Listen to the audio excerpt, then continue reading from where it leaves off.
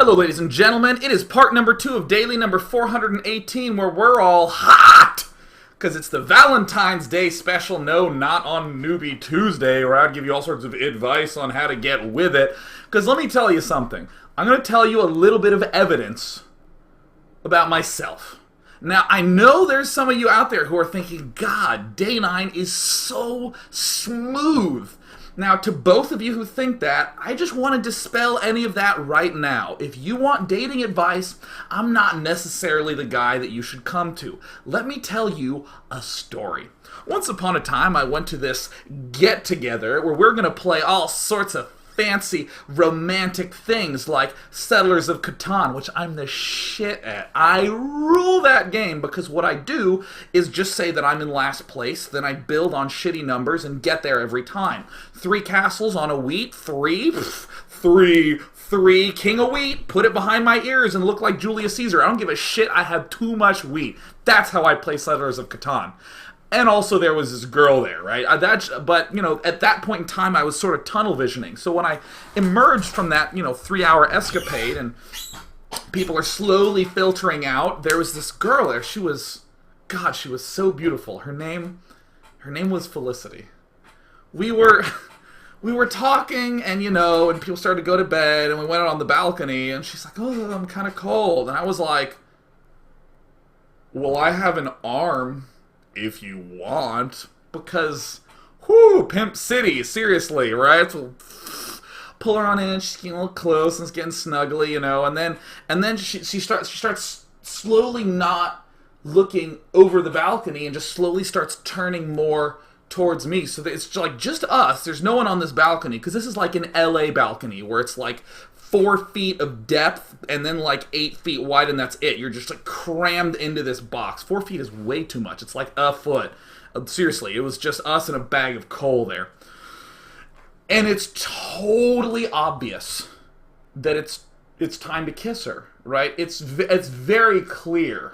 It's like when you have one barracks and it's floating in the corner, it's time to leave the game if that's your only building, You don't think, well, if I can build one Marine, and if that one Marine can kill off everything, this never happens. I'm literally standing here with her face 6 inches from mine, breathing on her face about, oh yeah, and that's why the Dresden Files is my favorite fantasy series. Yeah, nailed it, right? So eventually I'm like, well shit, I gotta go to bed because I have to get up and I have to do a show in the morning. I do this really cool show called the Day 9 Daily, and she's like, oh, how interesting.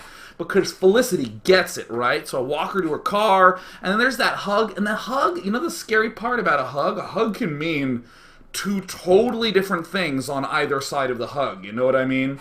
Where one person's coming in like really hard like this, and the other person's coming in with their hands up like this, doing one of those like T-Rexes with a bum knee, where they're not actually going to hug you, they're going to like just put their shoulder into your throat and then just push you away again.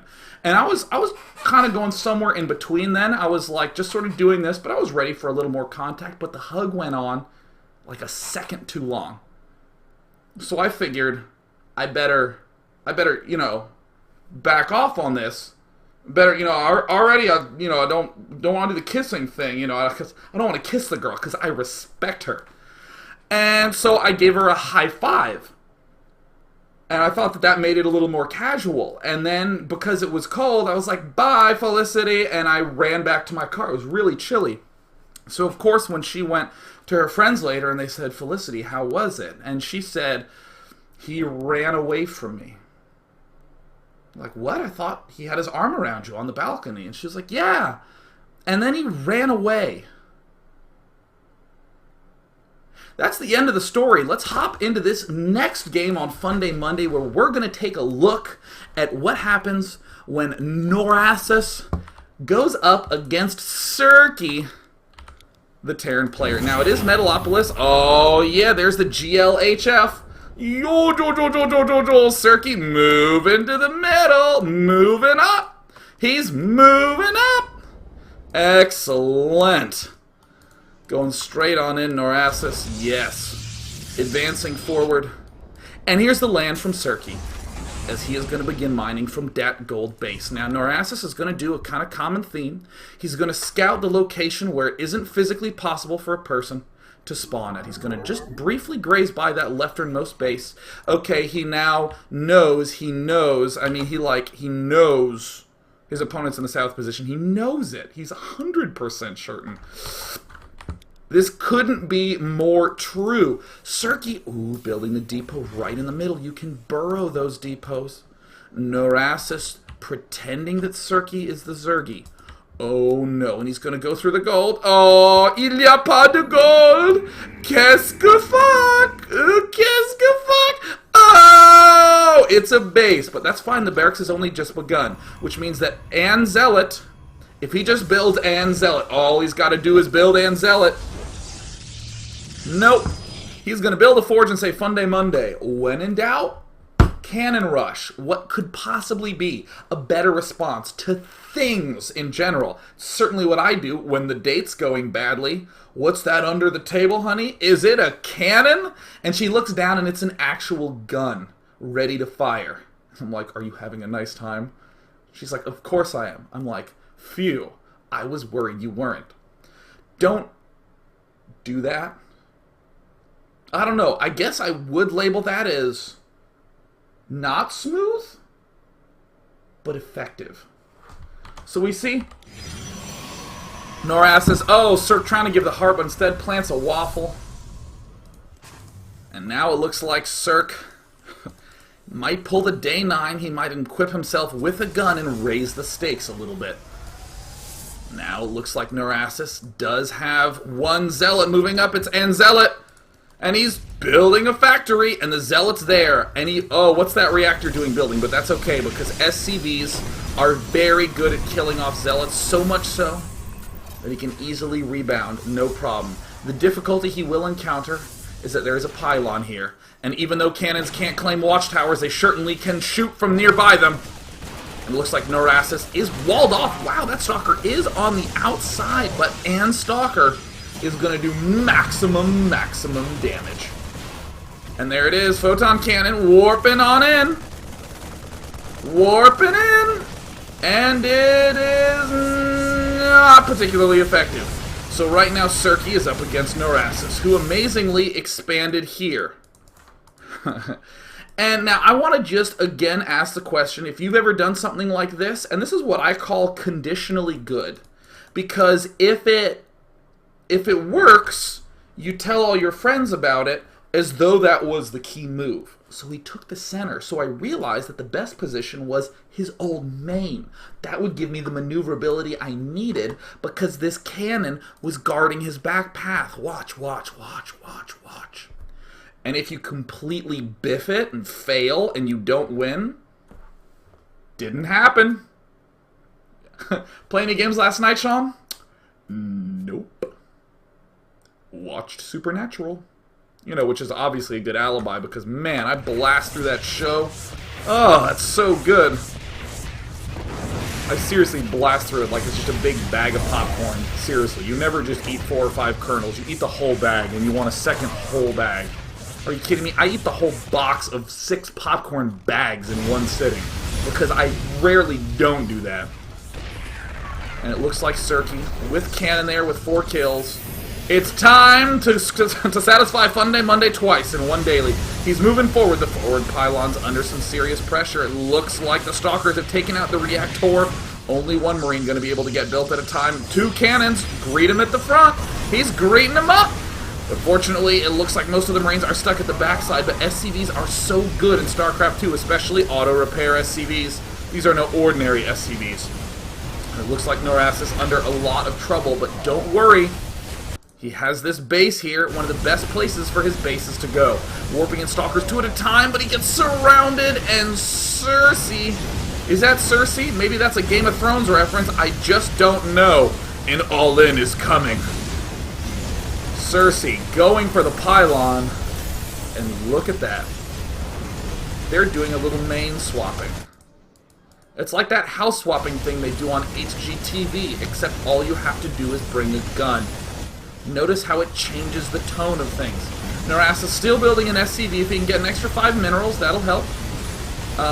Didn't help, but could have. Could have helped. Sharing is caring. Sharing is coming. And there's some more mulage. Yeah, let's go ahead and do a little base relocation. Excellent. But if this turns out to be the winning move, you never know. You never know. What if it turns out to be oh, he's chrono boosting. Chrono boosting it up. Chrono boosting it up.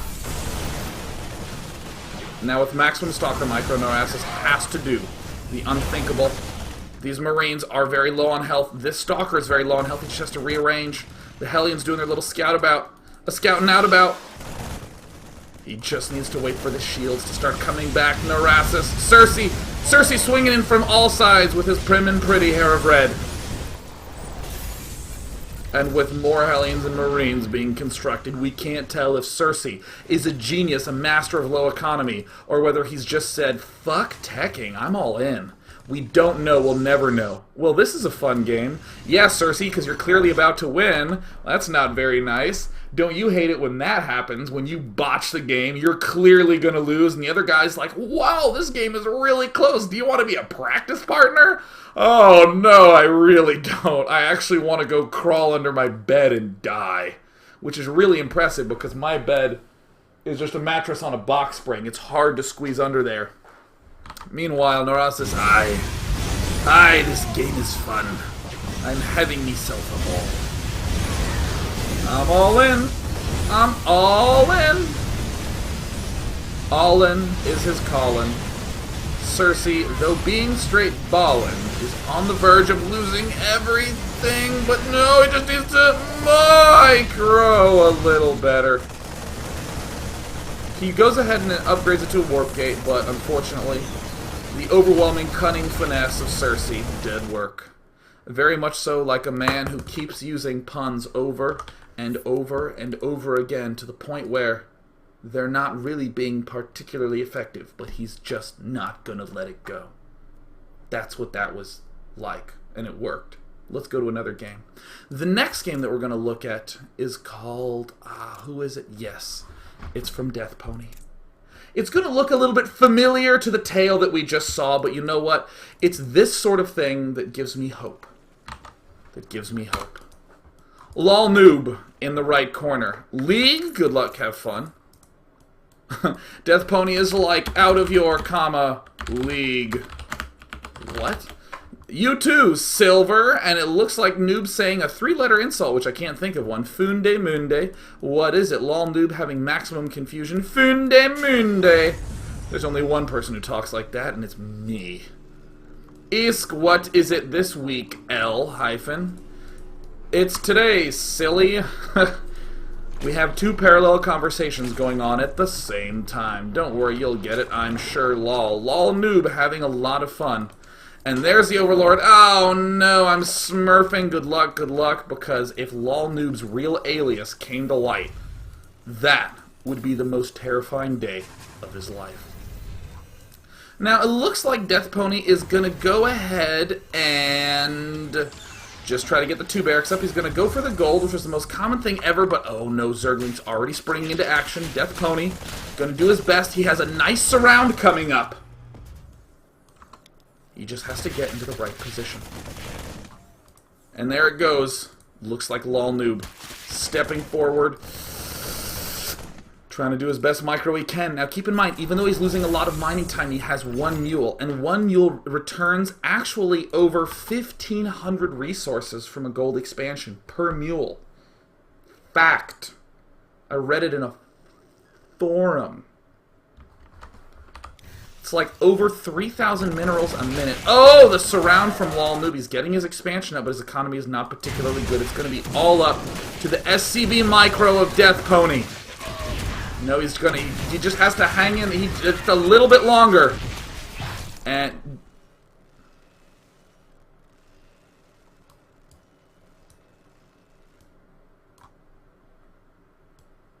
now I want to talk a little bit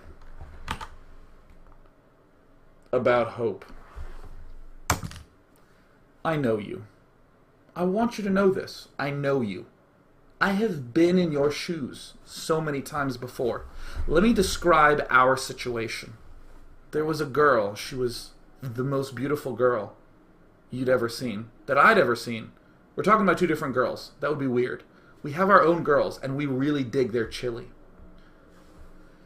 And one day they break our hearts. It's not a cold, brutal, nasty, treacherous endeavor. Like she snapped a baby's head open on a gravestone of one of your ancestors. Nothing that like really freaked you out. She just said, you know, you're great, but it's just not going to work for me. And then you say, okay, that's fine, and you step away. And 2 weeks later, she's with someone else, isn't she? It's so sad. And you know what happens? You know what happens? You think to yourself, I'll just play a game of StarCraft. I'll just lose my woes in the act of completely consuming focus trying to overcome another in a mental wrestling match. And then as you're trying your hardest, you're microing your best, you get supply blocked and you go, ugh, there's a little bit of rage that's been pushed down, a little bit of hurt, and it starts to bubble back up, you're starting to drown, ugh, get back down there. Down there. It's almost like every time after you eat a whole Chipotle burrito, every time you burp, it gets like up to here and you have to force it back down, but at least you get a little bit of that flavor because it's the gift that keeps on giving. But instead of it being that delicious Chipotle flavor, it's rage from this breakup. But you still keep trying, you still keep microing, and you know what happens? Your opponent is terrible. He's so terrible. You crush his third and his nat. He's down to just his main, but your army control messes up. But didn't realize that back home at your own bases, he killed off every single worker that you have. You're screwed, but he's so awful, you can still win it.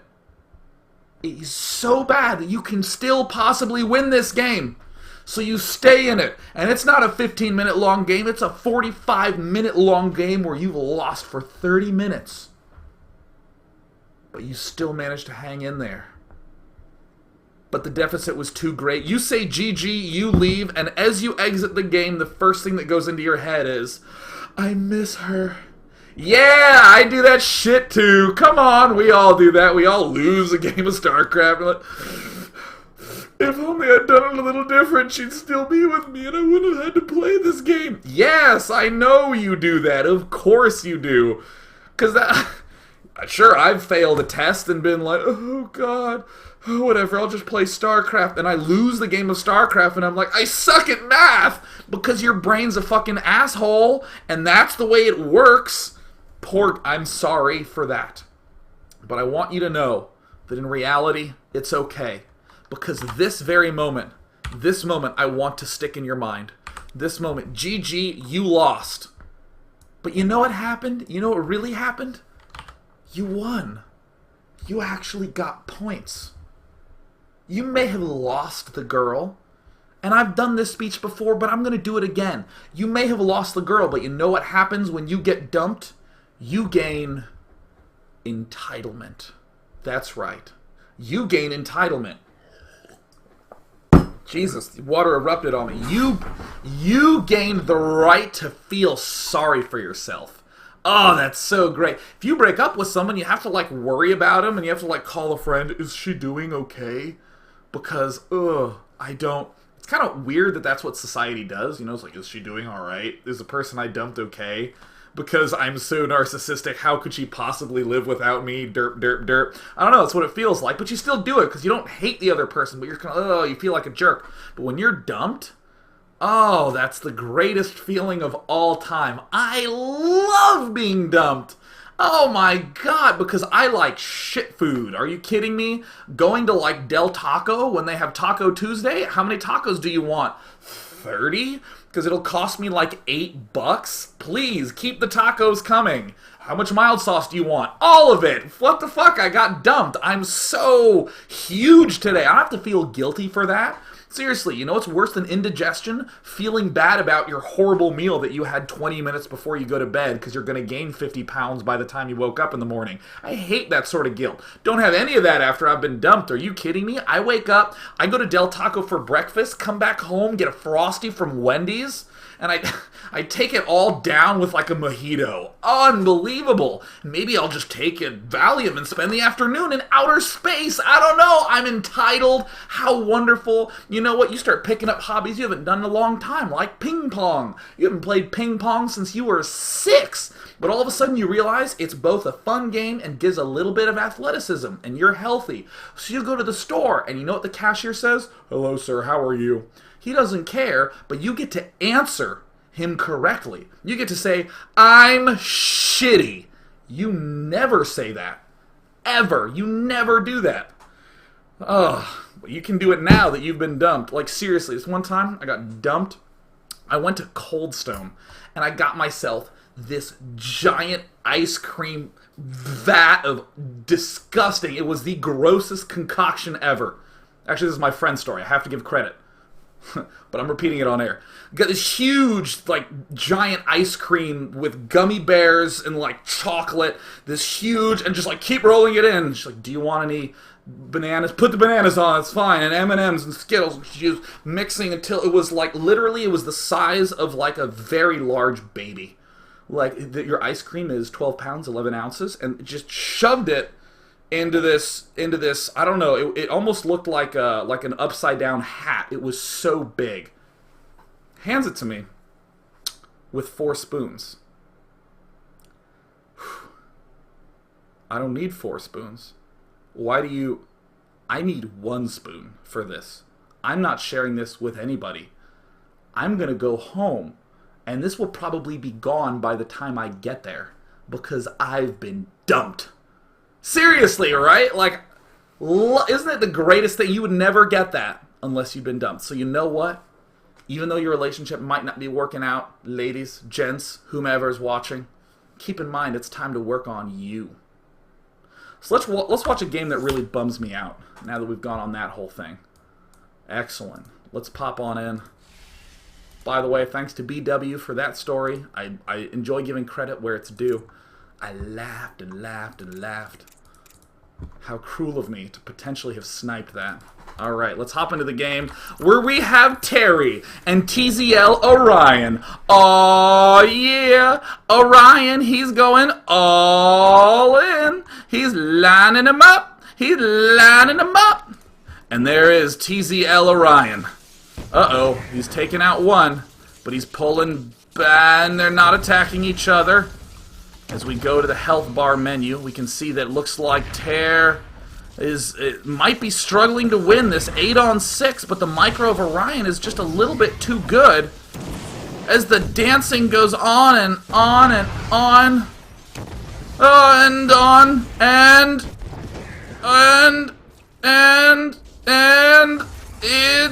in the corner! Get in the corner! Oh no. Oh, double teamed! 2 for 1. Oh, 2 for 1.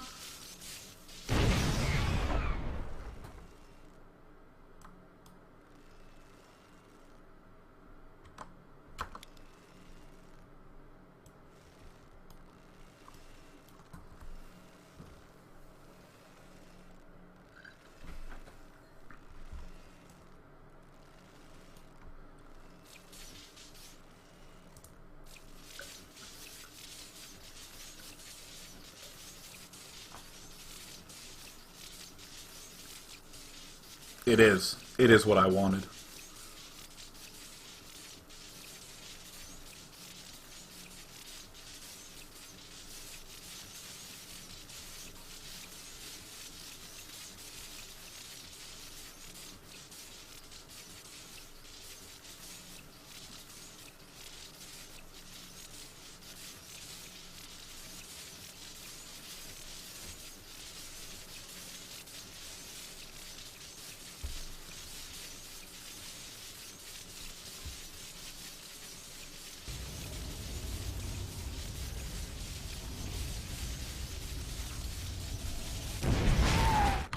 And that's still more entertaining than watching Goody play TVT.